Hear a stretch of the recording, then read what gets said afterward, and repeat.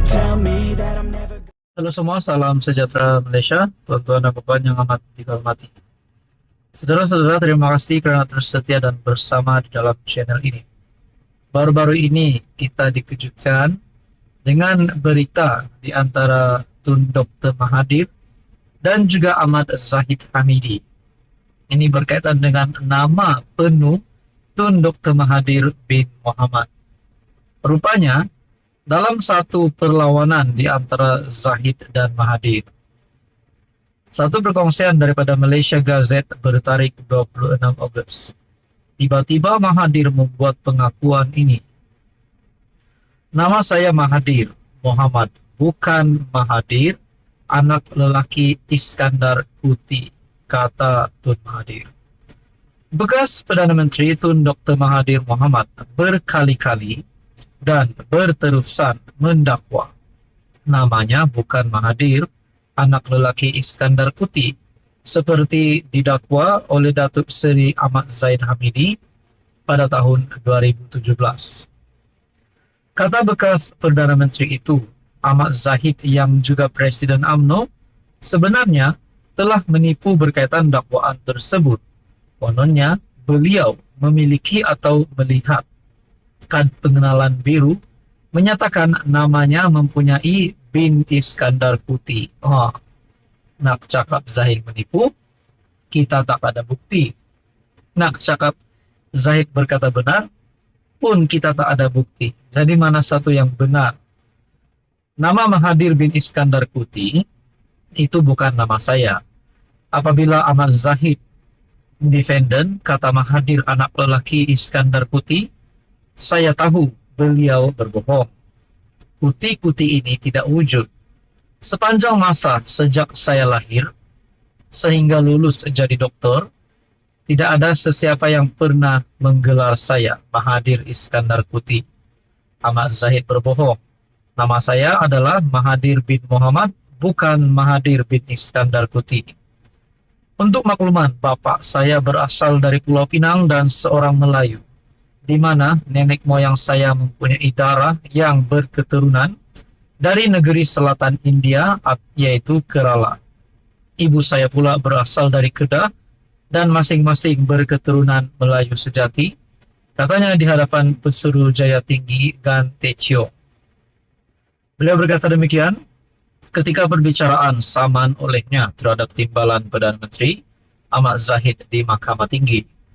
Tun Dr. Mahathir yang ketika ini usianya mencecah 99 tahun selaku plaintiff memfailkan saman dengan menamakan Zahid sebagai defendant kerana mengeluarkan kenyataan palsu berbaur fitnah dengan sengaja merujuk terus kepadanya. Ketika mesyuarat UMNO bahagian Kelana Jaya pada 30 Julai 2017. Ketika Dr. Mahathir memberikan keterangan sebagai saksi utama, Ahmad Zahid kelihatan tenang melihat perjalanan prosiding sambil sesekali melihat teleponnya. Setelah lebih 1 jam, beliau memohon untuk beredar, memandangkan ada urusan rasmi. Dalam pada itu, ketika memberikan keterangan, Mahathir mendakwa dakwaan Zahid di hadapan ahli-ahli UMNO. Kononnya beliau umpama habis madu sepadi buang itu tidak betul sama sekali. Saya nafikan perkara itu. Tindakan Zahid mendakwa nama saya ialah Dr. Mahathir anak lelaki Iskandar Kuti sebenarnya satu ciptaan palsu untuk memburukkan image saya. Saudara-saudara, ini pasti satu keputusan di mahkamah dan kejutan kepada Mahathir dan Zahid. Walaupun Mahathir memang dah kalah teruk pada PR15, namun berkaitan dengan ini, siapa yang menang di antara Zahid dan Mahathir? Apa komen Anda? Halo semua, salam sejahtera Malaysia. Selamat datang ke channel Fels Lifestyle. Terima kasih karena terus setia dan bersama di dalam channel ini.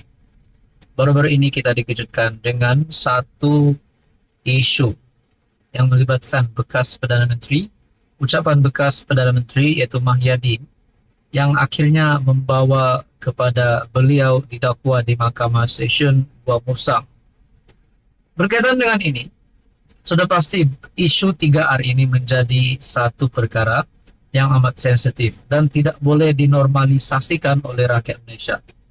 Hakikatnya bekas Perdana Menteri ataupun seorang ahli politik, pemimpin yang terkenal pun, kalau terlibat dengan isu 3R, perlu dikenakan satu tindakan yang sewajarnya. Nah, berkaitan dengan ini, akhirnya pemimpin bersatu pula dalam satu kenyataan, mendakwa Zahid tipu dan kelirukan Agop. Ini satu lagi berita yang pasti menggemparkan. Artikel daripada Malaysia Kini bertarik 27 Ogos. Ketua Penerangan Bersatu Wilayah Persekutuan, Tun Faisal Ismail Aziz, hari ini tampil mendakwa susulan pendedahan Muhyiddin Yassin yang dia telah mendapat 115 akuan berkanun ataupun SD yang menyokongnya sebagai Perdana Menteri. Maka kerajaan diandaikan tidak mempunyai majoriti yang diperlukan ketika mengangkat sumpah. Berkaitan dengan ini, Anwar Ibrahim pun sudah membuat kenyataan. Muhyiddin Yassin memang tidak mempunyai sokongan yang cukup pada ketika itu. Kalau Muhyiddin Yassin memang mempunyai sokongan yang cukup, kenapa bukan beliau yang mengangkat sumpah? Itu kita kena fikir. Justru kata bekas pemimpin UMNO Putrajaya itu, Perdana Menteri Anwar Ibrahim dan timbalannya Ahmad Zahid perlu menjawab tuduhan-tuduhan berkenaan. Zahid didakwa telah menipu dan mengelirukan yang di Pertuan Agong dengan mendakwa beliau mempunyai semua 30 SD dan sokongan penuh daripada 30 ahli parlimen BN untuk menamakan Anwar sebagai Perdana Menteri yang boleh dianggap sebagai satu kesalahan serius. Berdasarkan dakwaan serius ini, Zahid harus menghadapi tindakan undang-undang dan Anwar perlu menunjukkan bukti bahwa beliau mempunyai sokongan yang mencukupi pada 21 dan 23 November 2022 sebelum mengangkat sumpah sebagai Perdana Menteri. Saudara-saudara, aku nak sentuhlah dan aku nak komen sedikit. Kalau memang benar Anwar Ibrahim dan Zahid menipu dalam perkara ini, kenapa Anwar yang jadi Perdana Menteri dan kenapa Zahid yang jadi timbalan Perdana Menteri hari ini?